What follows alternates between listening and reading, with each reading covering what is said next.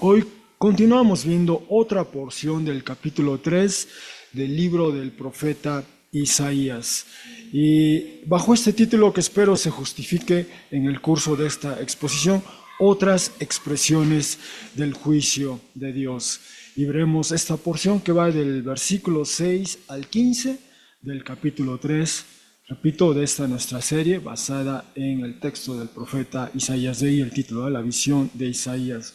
Así que voy a dar lectura al texto que estaremos explorando juntos el día de hoy, capítulo 3 del libro del profeta Isaías, versículos 6 al 15, y yo les ofrezco esta traducción.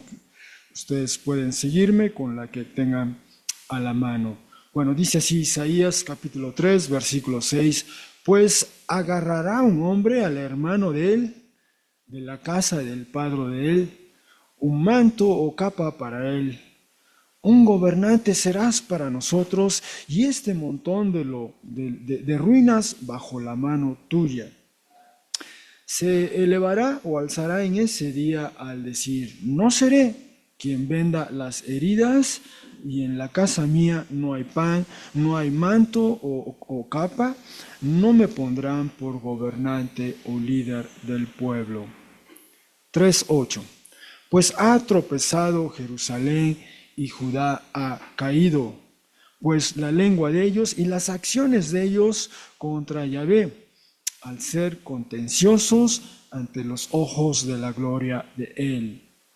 La mirada de los rostros de ellos delata a ellos, y el pecado de ellos como Sodoma se hace evidente, no lo ocultan. 3:10, bueno, todavía 3:9. ¡Ay por el alma de ellos! Pues han cosechado para ellos mal. Avisen al justo, pues bueno es, pues el fruto de las acciones de ellos comerán. Ay del malvado, quien ha sido malvado, pues la recompensa de sus manos o el logro de sus manos será hacer a él lo mismo. 3:12. Mi pueblo, quienes lo oprimen, actúan severamente. Mujeres han gobernado a él. Mi pueblo, quienes te conducen, causan que divaguen o yerren, y el camino de tus veredas han confundido. 3:13. Toma su posición para argumentar o disputar el caso Yahvé, y quien se coloca para juzgar a los pueblos. Yahvé, con justicia vendrá contra los ancianos de su pueblo y los líderes de él. Ustedes devastaron el viñedo. El saqueo del pobre en las casas de ustedes se halla.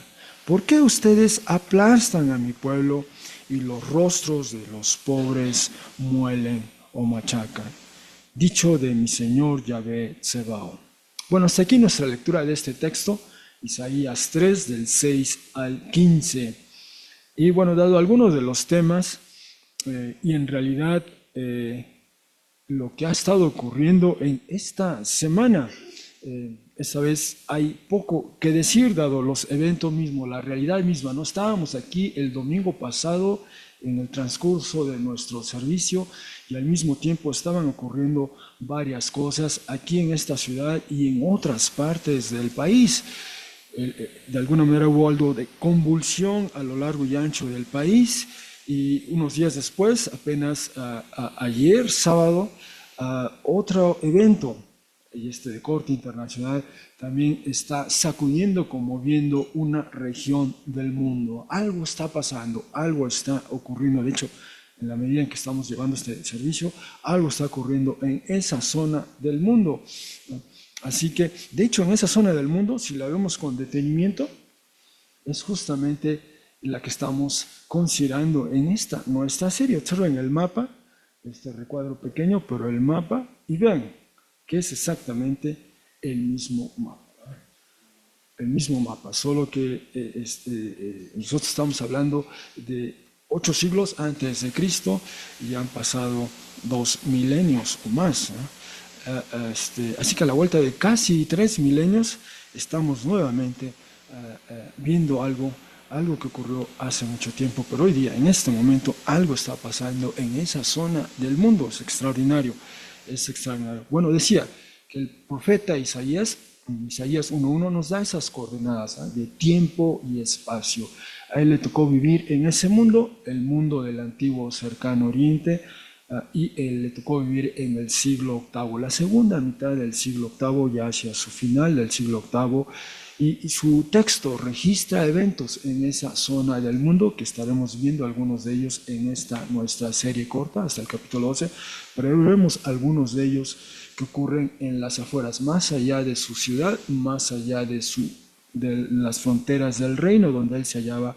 Su libro registra eventos y además su libro tiene mensaje para todas las naciones de ese mundo de entonces. Así que, bueno, eso es lo extraordinario.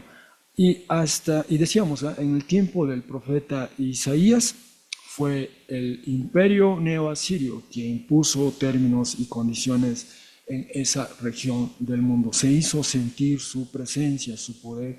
De hecho, se engulló, se devoró al reino del norte y estuvo a punto de hacerlo con el reino de Judá, pero Dios impidió eso, y es algo que también aborda el libro del profeta Isaías.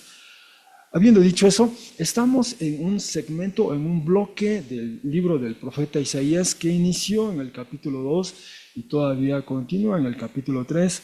El bloque inicia con esta convocatoria global.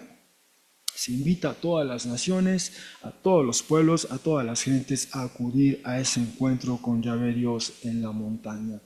Allí recibirían enseñanza, se dispensaría justicia, habría juicio, pero un efecto de ese encuentro con Yahvé Dios sería que las espadas y las lanzas darían lugar, serían transformadas en utensilios para labrar la tierra, para cultivar, y por lo tanto no serían más adiestrados en la guerra.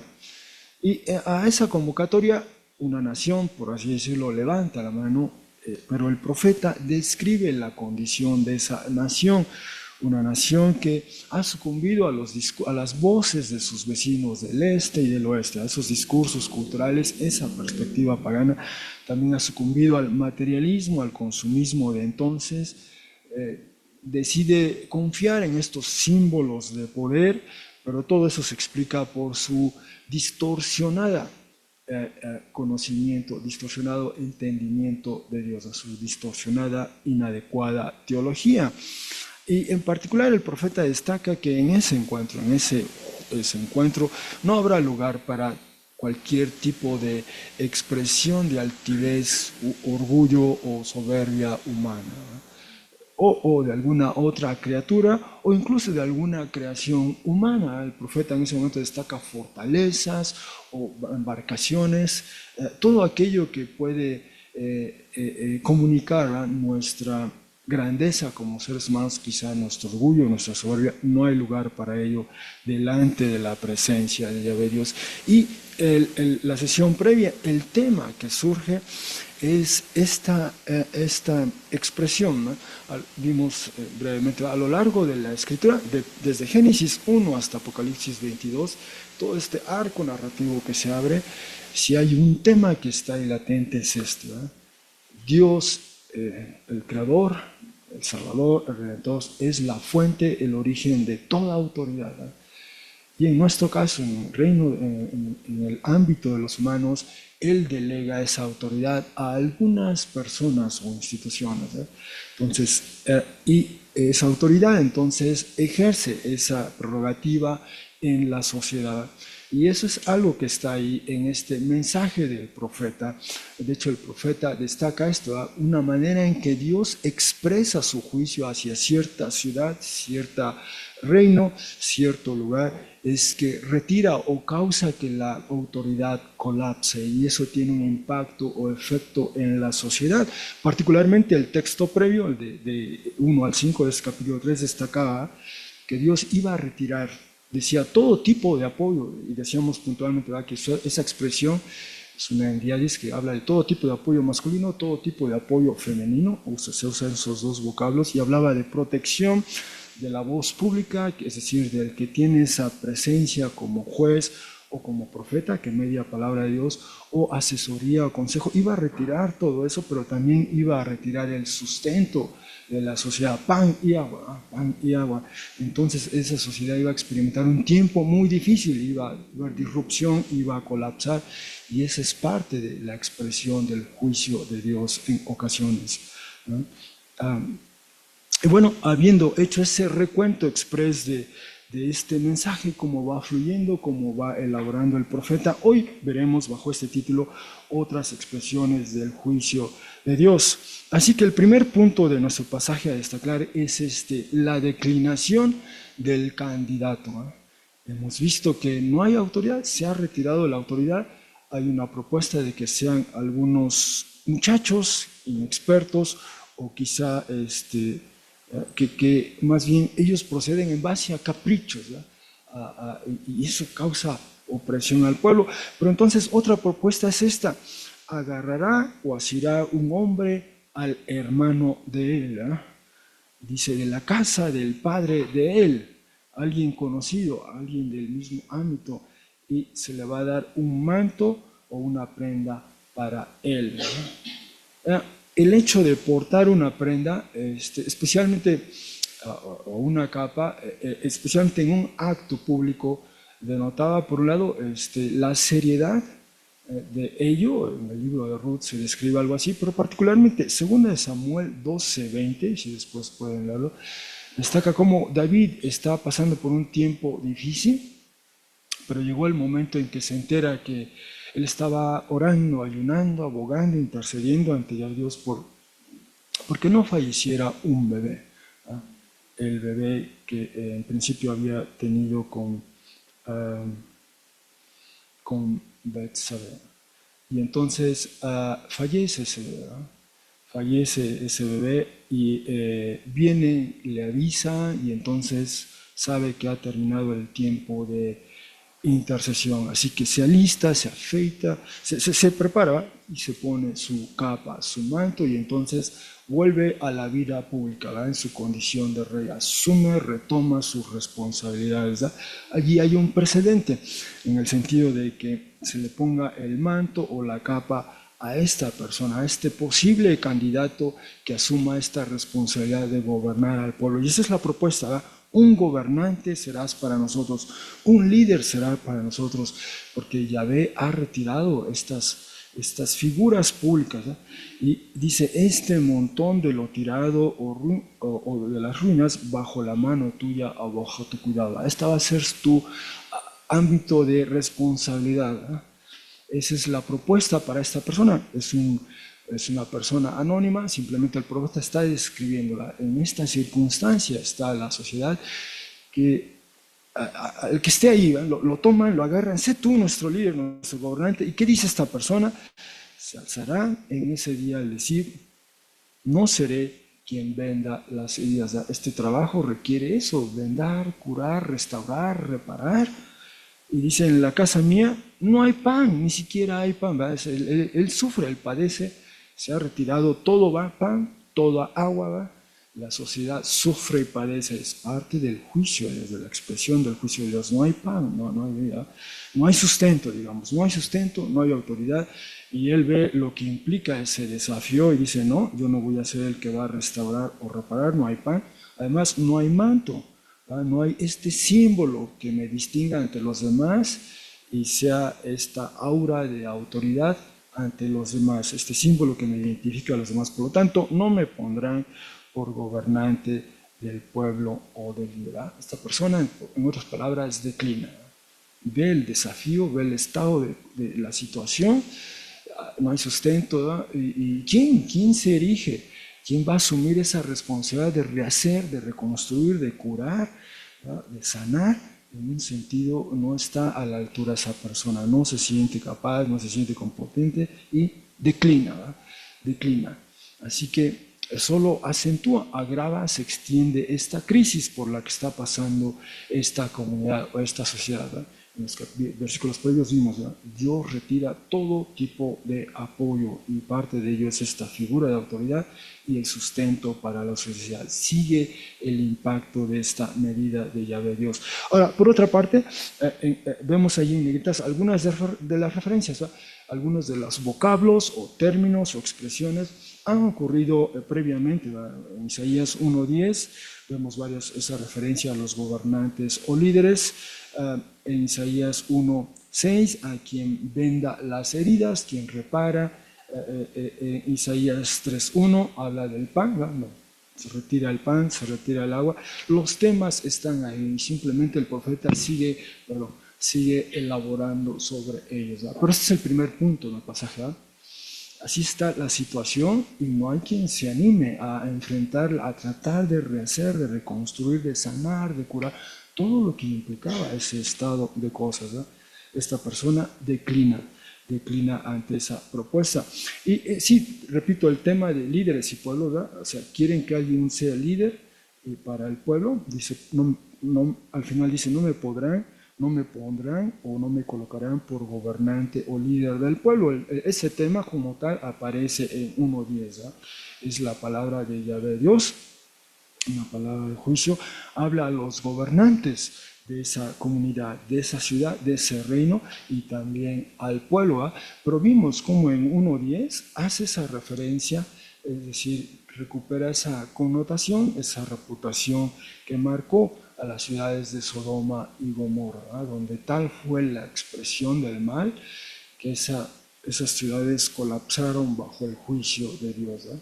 Su reputación se extendió el clamor, como llegamos a ver, y volveremos más tarde, el clamor contra ellos se extendió, viene Yahvé Dios, de hecho literalmente hay esa presencia, se visita y colapsan esas comunidades bajo el juicio de Dios, pero así se les distingue, líderes y pueblo, otra vez, autoridad y sociedad, ahí está el tema, una y otra vez. Recuperar. Bueno, ese fue el primer punto. Este posible candidato declina, ¿eh? No está a la altura, no se siente con la capacidad, no hay sustento, hay que rehacer, curar, la tarea es enorme, gigante, no, declina esta persona. Bueno, ese es el primer punto. El segundo que elabora más el profeta es el de la sentencia del malvado. Vamos al versículo 8.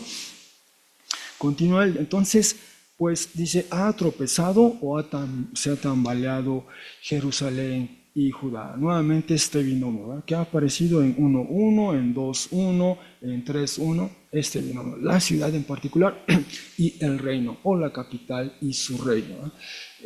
Esta es la sociedad que tiene en mente Isaías de manera inmediata, pero esto se puede trasladar a cualquier ciudad en cualquier parte del mundo a lo largo del tiempo, ¿verdad? Porque es disposición, como hemos dicho, es palabra del Señor Yahvé Tsebaot, ¿verdad?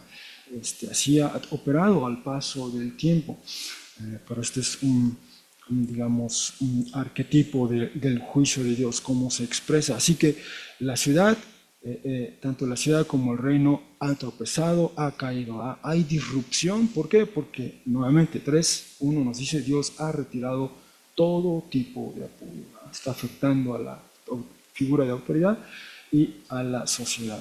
Y luego elabora otra vez, dice, pues, o sea, ¿por qué ha pasado esto? ¿Por qué ha tropezado la ciudad? ¿Por qué ha caído el reino? Bueno, por esto, ¿no? Dice, la lengua de ellos y las acciones de ellos hacia Yahvé o contra Yahvé. Al ser contenciosos o tercos, es una expresión fuerte, ante los ojos de la gloria de Él. Entonces tenemos el hecho de que, es decir, no es un accidente, no es algo arbitrario que la ciudad y el reino sucumban o tambaleen, ¿no? Es consecuencia de esto, de las palabras y acciones, ¿no? Del discurso y de la política pública, de lo que se emprende. De alguna medida todo eso está orientado, es hostil, es antagónico hacia Yahvé Dios, ante los ojos de la gloria de Él. Esa expresión de la gloria es algo que comienza a figurar, a destacar en la narrativa bíblica en Éxodo, ¿no? En Éxodo, una vez que los israelitas que salieron de Egipto, ¿no? Y pudieron construir esa gran tienda de campaña con esa configuración de espacios una vez que quedó instalada. Nos dice el texto al final, en Éxodo 40, la presencia de Yahvé Dios se manifiesta como la gloria de Yahvé. Se instala en el templo y es un símbolo de la presencia de Yahvé Dios. Bueno, desde entonces, esa expresión de la gloria de Él, la gloria de Yahvé, la gloria de Dios, un símbolo de la presencia, la manifestación de Dios, particularmente en medio de su pueblo. Y ocurre por vez primera cuando se concluye la instalación de esa gran tienda de campaña, ahí se hace presente. Bueno, así que no es la consecuencia o por qué tropieza la ciudad y el reino ha caído, pues porque nuestras palabras y nuestras acciones son de alguna manera hostiles, contrarias, antagónicas, ¿no? Expresan nuestra condición de ser contenciosos, o como dice esa otra sección, de ser tercos, ¿no? De resistirnos, de ir en contra deliberadamente de Yahvé Dios. Bueno, y hacer eso tiene esas implicaciones, ¿no? La ciudad sufre, el reino sufre, ¿no? Sufre. El profeta continúa, dice, la mirada de los rostros de ellos delata a ellos, ¿va? Nuestra expresión, digamos, sin nuestra lengua, sin nuestro discurso, sin nuestro comportamiento, nuestro estilo de vida, nuestras acciones, ¿va? Además ahora nuestro, ¿cómo decirlo?, nuestro porte, ¿va? Eso refleja, eso nos delata, ¿va? Que hay en nosotros algo contra nuestro Creador y nuestro Liberador o Redentor. Hay algo en nosotros que se expresa, se manifiesta, nuestro porte delata esa actitud de ir en contra de Yahvé Dios. Y luego incluso remata el profeta diciendo, el pecado de ellos, como Sodoma, se hace evidente, no lo ocultan, ¿verdad? Está ahí a la vista de todos. Por eso la ciudad y el reino se tambalean, sucumben, caen, porque hay toda esta actitud, digamos, general, ¿verdad? Con nuestras palabras, nuestras acciones, nuestro porte, reflejan, comunican esa condición, ¿no? Ese pecado de nosotros que es evidente, que no se oculta. Repito, la alusión a Sodoma, hace un momento la vimos, y habiendo dicho eso, hace un momento la vimos, ¿verdad? El tema de las acciones, de igual modo, ya ha figurado previamente en el texto. En 1.16 y 17 vimos en su momento esta lista de varias órdenes, ¿eh? Todos esos verbos, lávense, límpiense, hagan dar un viraje, cesen, aprendan, busquen, marchen, administren, luchen, esfuércense o argumenten. Todos esos verbos están en modo imperativo, ¿eh? Era una convocatoria al pueblo. Hay que hacer algo, hay que dar un viraje porque no estamos bien, nuestra condición no está bien delante de nuestro Dios. O sea, así inaugura el profeta esta gran visión. Y hay que hacer algo, hay que hacer algo. Y esto todo está en modo imperativo y uno de ellos era hagan dar un viraje de las acciones malas de ustedes, ¿no? O sea, el tema ya lo había anticipado el profeta y ahora va a ir volviendo a ello a lo largo de su texto, pero esta es una manera, ¿verdad? Otra vez dice las acciones y ahora nuestras palabras, pero también acciones son contenciosas, son tercas, ¿no? Hay testarudez, digamos, y bueno, ahí está ese punto. Por un lado, por el otro, otra vez el profeta vuelve a esta historia, a este relato que dejó ese precedente en la antigüedad, lo que ocurre con Sodoma y Gomorra, estas comunidades que igual se alzaron contra Yahvé Dios en su manera de ser y de vivir y sucumbieron al juicio de Yahvé Dios. Pero era evidente, dice, el pecado y solo brevemente cito o nos remitimos ahora brevemente a Génesis 18. Repito, ese encuentro de Yahvé Dios flanqueado por dos figuras, hombres ángeles, esos son los términos que usa el texto. En este encuentro con Abraham, Sara y su casa, y este diálogo, conversación, y en algún momento dice el texto en Génesis 18:20, y dijo Yahvé, el grito lastimero o el clamor por ayuda de Sodoma y Gomorra ha llegado a ser numeroso o grande o estridente, y el pecado de ellos pues ha llegado a ser muy pesado, muy oneroso, muy opresivo. De ahí que el profeta diga, perdón, que me regresa, el pecado de ellos como Sodoma se hace evidente, no lo ocultan, ¿verdad? Y así fue la reputación, ¿verdad? Tal era el peso, como dice aquí, el peso de ellos, el peso o lo opresivo de ese pecado que se dio a conocer, ¿verdad?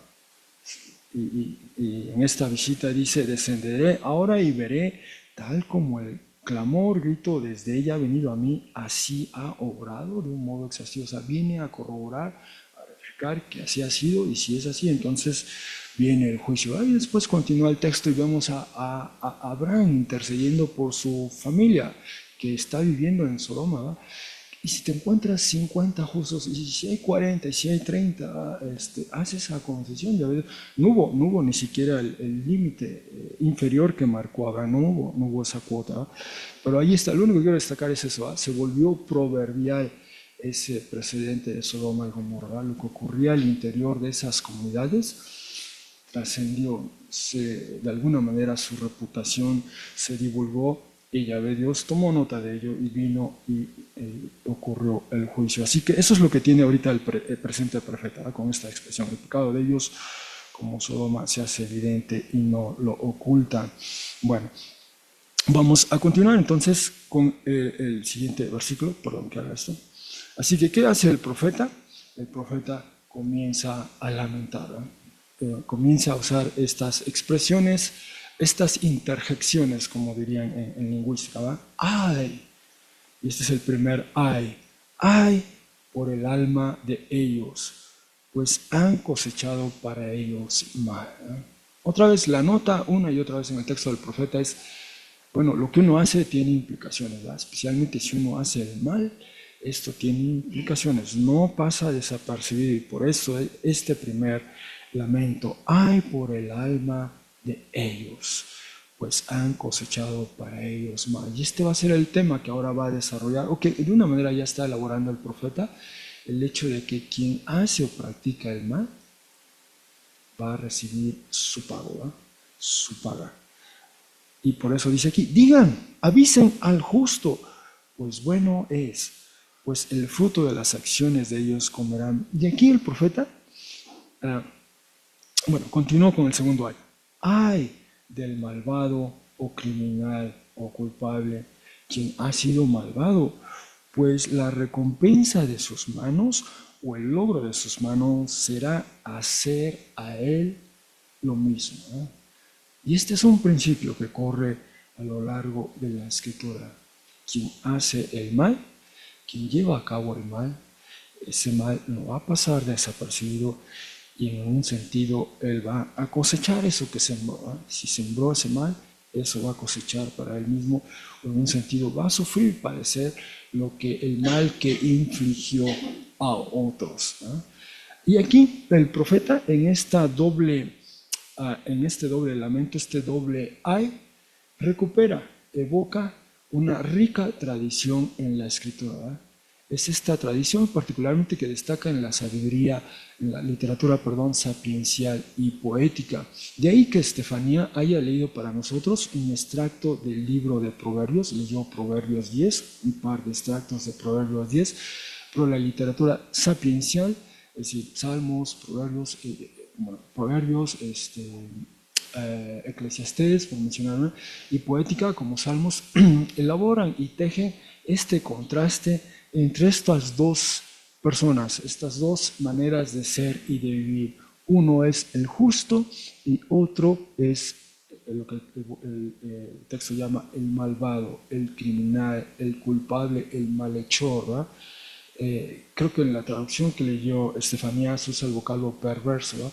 Bueno, estas connotaciones o acepciones, pero es el contraste, los famosos antónimos en la literatura sapiencial, ¿verdad? Uno es justo, una persona es justa, ¿verdad? Porque honra, porque teme al Señor. De hecho, una y otra vez en los Salmos y en Proverbios, ¿verdad? El principio de la sabiduría es el temor al Señor. El que teme entonces al Señor le honra, le adora y le honra en su vida, en sus caminos, pues esa persona es justa. Pero quien no hace eso, quien es todo lo contrario, Quien deshonra, quien descarta, quien no toma en cuenta ya a Dios, es una persona mala, que va a incurrir en algo que desafía, que afrenta al Creador. Y tenemos esos dos vocablos. El vocablo sadik en hebreo, que se traduce justo, y el vocablo rasha, que se traduce malvado o criminal o malhechor. Todas estas acepciones, esto siempre está en contraste. Y quizá uno de los textos, que es el que abre la literatura sapiencial, es el Salmo 1. Quizá recuerden el Salmo 1, ¿va? Nos presenta ese contraste entre el que es justo y el que es malvado. El que hace el mal, el que se inclina a hacer el bien porque honra, teme al Señor, y el que hace el mal porque no le honra, no le teme, y nos muestra la vida, cómo le va al justo, cómo le va al malvado en el devenir, en el porvenir de la vida. Y ese es el Salmo 1, por ejemplo, así inaugura la literatura sapienza, y presenta ese contraste entre estos dos. Y aquí solo estoy rescatando estos 3 versículos del Salmo 1. Está contrastando uno y el otro, dice: no así los malvados, ya que son como paja seca la cual conduce el viento. Previamente ha hablado del justo como un árbol que está plantado cerca de donde fluye, corre el agua, y este árbol es frondoso, siempre tiene agua, es un árbol que crece, que es frondoso, que está verde y que vive a plenitud ese árbol.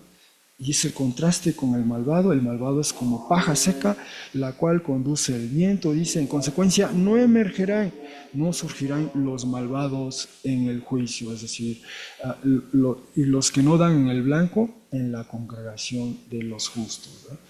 Pues sabe Yahvé, o conoce Yahvé, el camino de los justos, y el camino de los malvados se extraviará, se perderá o será destruido.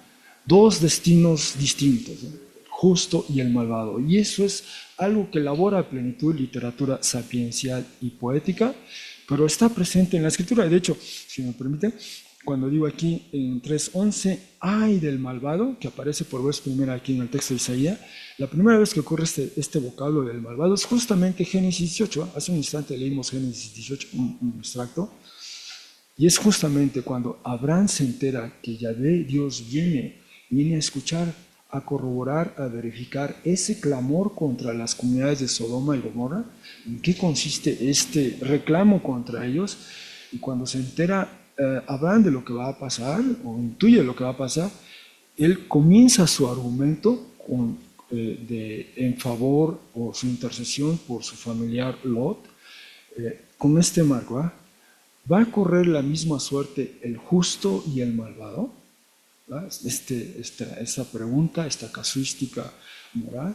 Desde luego que no, porque entonces, y a raíz de eso, Abraham comienza a interceder. Si solo hay 50 justos, salvarías a la ciudad. Si solo hay 40, si solo hay 30, pero es el justo y el malvado. Ahí es la primera vez que aparece el vocablo, y es Abraham quien plantea ese dilema, el contraste entre uno y el otro. Y repito, hay dos instancias, Salmo 1.1, Proverbios 10.27, el texto que leyó para nosotros Estefanía, por mencionar algunos, pero a lo largo de toda la escritura siempre está el contraste entre el uno y el otro. Así que el profeta recurre a esa rica tradición en la escritura del contraste entre el uno y el otro. Aquí solo dice, avisen al justo, o sea, en un sentido el justo es vindicado, porque el justo va a ver cómo el fruto de las acciones del que hace el mal, del que el malvado, en efecto, ese va a ser su destino, su recompensa, su juicio, digamos, ¿verdad?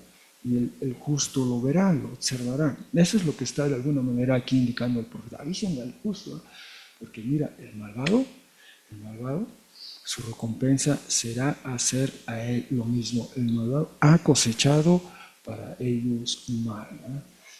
Y está ese contraste. En un sentido, el profeta no está innovando, simplemente está recuperando toda esta rica tradición que le ha precedido, ¿verdad? Y ello informa su diagnóstico o su visión sobre el porvenir de su comunidad, ¿verdad? Hay quienes honran al Señor, hay quienes no lo honran, ¿verdad? Lamentablemente aquí el profeta está destacando que quienes no lo honran están en una posición de autoridad, ejercen una función pública, y la sociedad el reino sufren y padecen por ello.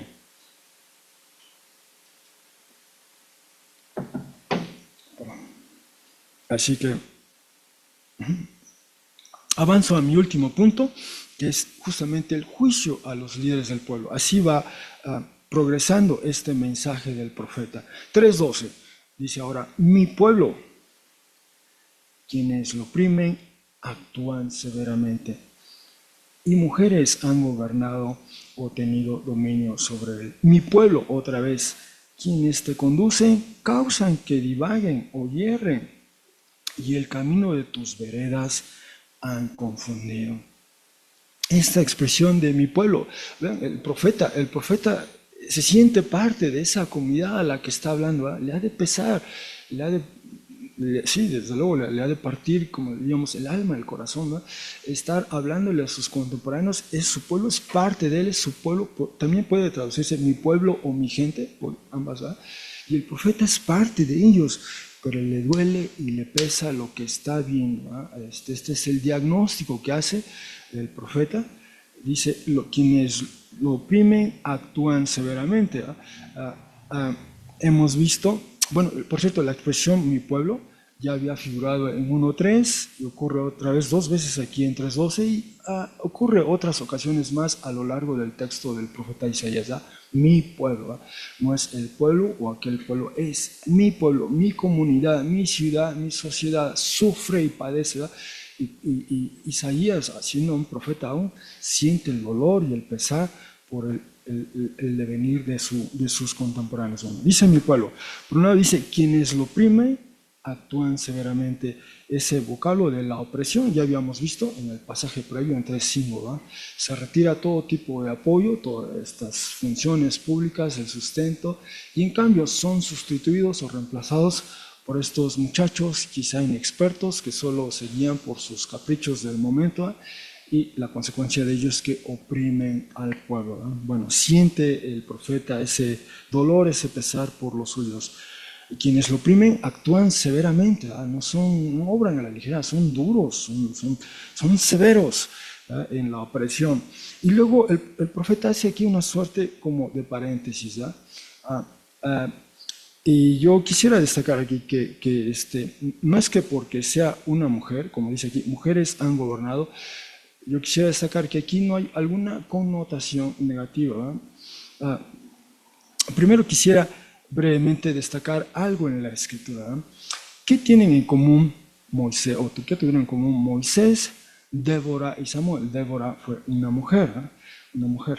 Bueno, Moisés, Débora y Samuel, los tres ejercieron esta responsabilidad, esta función de ser profetas. Mediaron palabra de Yahvé Dios al pueblo, a la comunidad, a la sociedad. Recibieron palabra de Yahvé y la comunicaron a otros. Eso lo hizo Moisés, eso lo hizo Débora y eso lo hizo Samuel. Fueron profetas. Pero al mismo tiempo, además de ser profetas, fueron también quienes juzgaron o gobernaron o ejercieron autoridad en el pueblo de Israel. Y ahí tenemos todas esas referencias donde coinciden la manera, los mismos términos en que se describe la función pública de Moisés, así se describe la función pública de Débora, ¿no? Y la función pública de Samuel en 3 distintas etapas, ¿ya? Moisés es justo el agente que Dios usa para la liberación de su pueblo al salir de Egipto, ¿ya? Hacia el rumbo a esa tierra prometida. Después, en ese periodo de transición donde se instala el pueblo, o se va instalando gradual y paulatinamente, bueno, se instala en parte del territorio y después gradual y paulatinamente va extendiéndose y hay avances y retrocesos. En ese periodo, allí surge el liderazgo de Débora y después con Samuel, justo cuando está por concluir ese periodo. De hecho, Samuel es la figura de transición de esa confederación de tribus a la monarquía. De hecho, Samuel es el profeta que unge al primer rey, a Saúl, y después unge al segundo, que fue David. Pero ellos 3 representan eso, la transición del pueblo yendo de su liberación de Egipto, es el caso de Moisés, al asentamiento de las tribus en la tierra prometida, es el caso de Débora, y previo al establecimiento de la monarquía israelita, es el caso de Samuel. Así que eventualmente la función de juzgar o gobernar fue absorbida por el rey de Israel. La oficina, digamos, las funciones se separan, el profeta juez o el profeta gobernante se divide la función. Ahora hay alguien que solo es profeta, por ejemplo ya en tiempos de David está el rey David por un lado y está el profeta Natán, ¿no? Por mencionar a uno, se separa la función, ¿no? Pero en ese tiempo de transición las funciones estaban fundidas, existían en una sola persona. De ahí que este fue el tema que vimos la semana pasada, esta figura pública, el que dispensa justicia, el profeta. Bueno, antes esas funciones recaían, residían en una sola persona y ahora se han separado, Pero, así que lo único que quiero decir es que en la Escritura, por el hecho de ser mujer, no significa que sea un mal gobernante. Es un gobernante, simplemente puede hacer bien su trabajo, puede hacer mal su trabajo, como ocurre con un hombre, ¿verdad? Eso es lo único que quiero destacar, ¿verdad? Hay este precedente bíblico, pero hay también este antecedente. Moisés, Débora y Samuel, ambos fueron profetas y ejercieron esta autoridad, ¿no? Bueno, ahora, teniendo en cuenta ese trasfondo, ese antecedente bíblico, si vuelvo al texto, dice, mi pueblo, quienes lo oprimen, actúan severamente. Y esa es una alusión, ¿no? En 3:5, quienes oprimen, pues son estos muchachos, inexpertos, que quizá todavía por lo temprano de su edad se rigen todavía por los caprichos, ¿verdad? De hecho el texto hasta decía travesuras de ellos, ¿verdad? Esa es una manera. Y entonces la autoridad, digamos, la figura de autoridad ha sido retirada. Ya vimos que se intentó a alguna persona llamarla y decirle, sé tú nuestro gobernante, te vamos a poner una capa. Y él dijo, no, la tarea es enorme, hay que curar, hay que sanar, hay que restaurar, no hay pan, yo no hago eso. Bueno, quizá el texto aquí lo único que deja entrever es que incluso mujeres han tenido que asumir esa responsabilidad, ¿no? En ese vacío de autoridad, en esa circunstancia, incluso algunas mujeres tuvieron que ejercer esa responsabilidad. Bueno, ese es el primer punto. Mi pueblo, la primera, digamos, expresión que aparece en mi pueblo. El segundo, mi pueblo, dice, quienes te conducen causan que divaguen o hierren, ¿no? Y el camino de tus veredas han confundido. En otras palabras, aquí el diagnóstico es que el liderazgo que ha intentado suplir, ¿no? O liderazgo previo, de hecho por eso Dios retira al juicio hacia ese liderazgo, algo ha pasado, en otras palabras, con el liderazgo. Oprime severamente o hace que divaguen o hierre el pueblo. Y este último, hay una alusión ahí, otra metáfora que se utiliza mucho en el Antiguo Testamento para referirse a la figura de autoridad es el del pastor, el pastor que lleva a sus ovejas. Ese es un tema que elabora con suficiente extensión, por ejemplo, el profeta Ezequiel. Pero incluso en los libros de los reyes se habla del rey como pastor, ¿verdad? Y si mi pueblo no tiene un pastor es porque no tiene rey, ¿verdad? Y andan como ovejas sin pastor, como ovejas sin rey, cuando el rey muere, fallece, ya sea en la guerra o por enfermedad. Así que, bueno, son todas estas metáforas, pero el punto es este, ¿eh? El liderazgo oprime o el liderazgo hace que el pueblo hierre, se extravíe y valga, no esté a la altura, no viva como Dios espera que su pueblo exprese a plenitud quién es Él y comunique eso a sus contemporáneos. Algo le ha pasado al liderazgo. Por lo tanto, habiendo dicho eso, perdón, en 13:13, ¿qué ocurre? Entonces volvemos ahora, después de hacer este diagnóstico, de describir la condición de sociedad, el profeta vuelve ahora su mirada a Yahvé Dios y dice, toma su posición para arguir o para argumentar o disputar Yahvé. O sea, Yahvé ahora nos lo retrata como esa persona, ese juez, que va a presentar el caso. Y se coloca para juzgar a los pueblos y gentes. Yahvé se alista en su función de juez ¿va? Va a argumentar, va a arguir, va a juzgar a los pueblos, ¿no?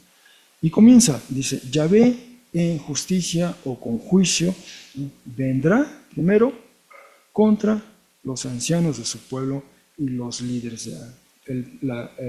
Digamos, el primer punto en el orden de este juicio es atender la circunstancia del liderazgo de este pueblo. Ancianos y líderes, va contra ellos. ¿Y cuál es el reclamo? Dice, ustedes devastaron o arrasaron el viñedo o la viña. Ese vocablo apareció en 1.8 y es una metáfora para referirse, en 1.8 habla de Sion, ¿no? Otra vez del pueblo de Dios. El pueblo de Dios se usa este vocablo y se usa esta metáfora para referirse al pueblo de Dios, la viña o el viñedo. Y este va a ser un tema que va a desarrollar el profeta en el capítulo 5. De hecho, es el famoso canto de la viña o el viñedo de Yahvé Dios, ¿verdad? En alusión a su pueblo. En el capítulo 5 lo veremos con suficiente extensión, esta imagen, esta metáfora del viño o viñedo. Pero aquí nuevamente él se refiere a ustedes, los líderes, los ancianos, algo hicieron con el pueblo, algo hicieron con la sociedad, lo devastaron, lo arrasaron. Y nos da una instancia de ello. ¿En qué consistió esa devastación? Bueno, dice, el saqueo o robo del pobre o necesitado en las casas de ustedes se halla. Incluso la persona que carece, que tiene necesidad, lo poco que tenía, se lo extrajeron, se lo quitaron y ellos lo retuvieron, lo tienen en su casa. Ellos no tienen necesidad. El que tiene necesidad es justamente el pobre, el necesitado, pero le quitaron incluso eso y lo tienen en su casa. Es un símbolo, una expresión de cómo se ha comportado el liderazgo. De hecho, si recuerdan, volvemos otra vez, este tema ya ha estado presente en capítulo 1. Decíamos esta serie de imperativos, todos estos verbos están en modo imperativo y uno de ellos es, algunos de ellos dicen, administren justicia al huérfano, aquellos que están en desventaja, o luchen o esfuércense o argumenten, disputen el caso por la vida. Ya desde entonces viene este reclamo. Había que rectificar, había que atender a aquellas personas vulnerables, ¿no? Y una y otra vez en la escritura, en la experiencia del pueblo de Israel en Egipto era, acuérdate del huérfano y de la viuda, ¿no? Tú fuiste extranjero, fuiste forastero, estuviste bajo presión en Egipto, acuérdate de ello. Entonces, por lo tanto, trata bien, cuida de esos, los más vulnerables al interior de ti, ¿no?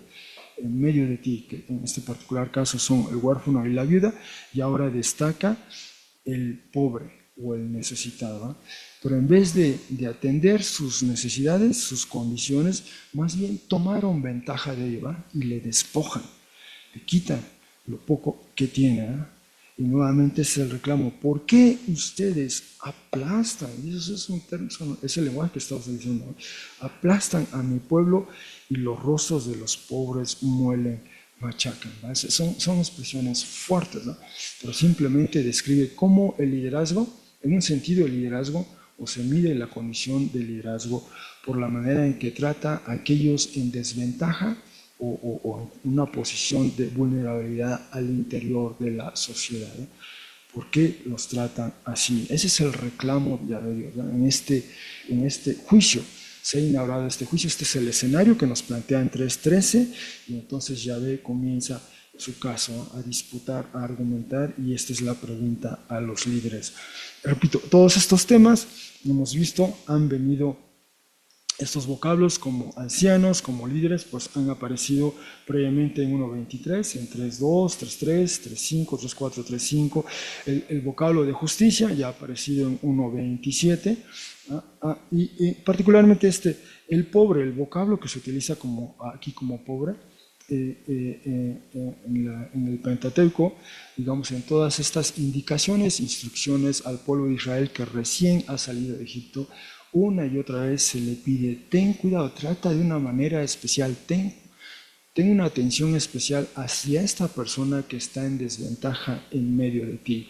Por ejemplo, cuando llegue el tiempo de la cosecha, de eso tratan algunos de estos versículos, ¿verdad? Deja algo para el que no tiene nada, ¿verdad? De modo que esta persona, este pobre o necesitado, venga y pueda también recoger algo de esa cosecha, ¿verdad? Déjale algo a él, ¿ah? Dale algo a él, no lo dejes desamparado una y otra vez. Allí están esos versículos, por mencionar unos: Éxodo 22-25, Levíticos 19-10, Deuteronomio 15-11, por mencionar algunos. Es un tema que está ahí y que después la literatura profética una y otra vez vuelve a ello, ¿ah? Es como un termómetro, ¿ah? El liderazgo, la manera en que sirve a su comunidad, si lo hace bien o mal, uno de los criterios es cómo atendió a este sector de la población vulnerable, a los pobres, a los necesitados, a los huérfanos, a las viudas, ¿ya? Y lamentablemente este es una y otra vez el reclamo en la literatura profética, ¿verdad? No, de hecho, más bien tomaron ventaja de ellos, ¿verdad? Se hicieron de lo poco que tenían ellos, ¿verdad? Del huérfano, de la viuda, y ahora es el pobre, ¿verdad? Lo saquean, le roban y eso lo tienen en sus casas, lo machacan. Ese es un término fuerte, ¿verdad? Por eso machacan el rostro de los pobres y ese es el reclamo, ¿verdad? Ese es un termómetro de la condición del liderazgo y en un sentido de la sociedad. Y el profeta remata esta porción otra vez con ese dicho que vimos también la semana pasada y lo vimos por primera vez en 1.24. Dicho de mi Señor Yahvé Tsebaot. Y esta vez el profeta introduce esa variante, ¿verdad? En los previos hemos visto la expresión dicho de el Señor Yahvé Tsebaot. La semana pasada tratamos de entender esta frase, esta expresión, ¿verdad?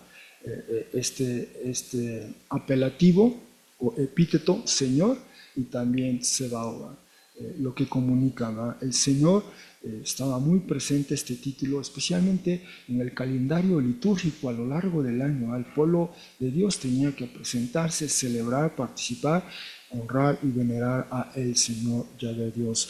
Y el Señor de señores, ¿verdad? En un ámbito de liturgia, de adoración, no hay ninguno otro como él, ¿verdad? Es único, es singular, es superior. No hay nadie que se le compare, como vimos esas referencias en Deuteronomio y después en Salmos, ¿no? Pero aquí, además de decir el profeta el Señor Yahvé Tsebaot en 1.24 y en 3.1, ahora el profeta habla de mi Señor Yahvé Tsebaot. Así como habla de mi pueblo, ¿no? Que sufre, padece y le pesa, también habla de quien juzga, de quien está juzgando, quien ha asumido ya su posición como juez y va a juzgar a todos los pueblos, ¿no? Ese es mi Señor Yahvé Tsebaot. Ese es importantísimo para el profeta, ¿no? Ese, el juez de todos, es también mi Señor Yahvé Tsebaot. Hay algo personal en el profeta, algo personal con el pueblo y algo personal con Yahvé Dios. No es un ser distante, ¿no? Ajeno, al contrario, es su Señor Yahvé Tsebaot y todo lo que ello implica para él. Bien, habíamos visto que otra vez el vocablo de arguir, de argumentar, bueno, se estaba presente ya desde 1.17. Así que en conclusión, hermanos, el profeta en esta ocasión nos presenta otras formas que adquiere el juicio de Dios que se anticipa para sus contemporáneos, ¿no? Y esto le pesa al profeta, ¿no? Está hablando de sus contemporáneos, no es alguien distante, ajeno a él, son es mi pueblo, dice. Por un lado, hay quien recurre para solicitarle que gobierne sobre el pueblo, declina, ¿verdad? Sé tú nuestro líder y él ve la tarea, todo lo que va a implicar eso, además de que no hay sustento, dice, no, yo no estoy apto para ello. Por otra parte, en alusión, el profeta recupera esta rica tradición en la literatura sapiencial y poética, ¿no? Nos recuerda de estos antónimos, ¿no? El justo y el malvado, ¿no? O el justo y el malhechor. Bueno, el profeta nos recuerda que la sentencia del malvado, podríamos decir de una manera coloquial, es una dosis de su propia medicina, ¿no? Lo que hace el mal que él inflige a otros, bueno, ese mal va a cosechar, él mismo va a cosechar, él mismo va a comer eso, ¿eh? Él mismo se le va a hacer lo mismo. Una y otra vez la Escritura advierte a ello. Y probablemente en estos eventos que vimos recientemente aquí en nuestro país y en otras partes del mundo. Algo hay de ello, hay un eco reflejo de eso. Finalmente, entonces, el profeta nos presenta este escenario donde Yahvé, el Señor, pero particularmente ahora dice mi Señor, ¿verdad? Mi Señor, preside como juez y juzga a los líderes de su pueblo. El juicio comenzó con los líderes, especialmente cómo trataron a los más vulnerables o en desventaja en la sociedad. Bueno, habiendo dicho eso, algunas de las implicaciones que podemos considerar del texto que hemos visto hoy son estas. Por ejemplo, nuevamente el texto nos presenta el rol o papel crucial de la autoridad o líderes en nuestra comunidad o sociedad. Una que podemos considerar es cómo podemos asistir a su buen desempeño.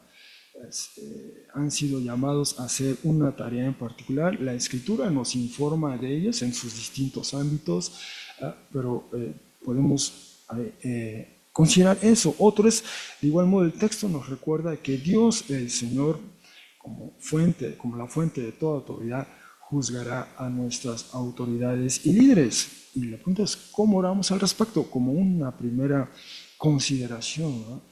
El juicio vendrá sobre ellos, ¿no? Sobre nuestros líderes. Cualquiera persona que esté en posición de liderazgo está sujeta al juicio de Dios.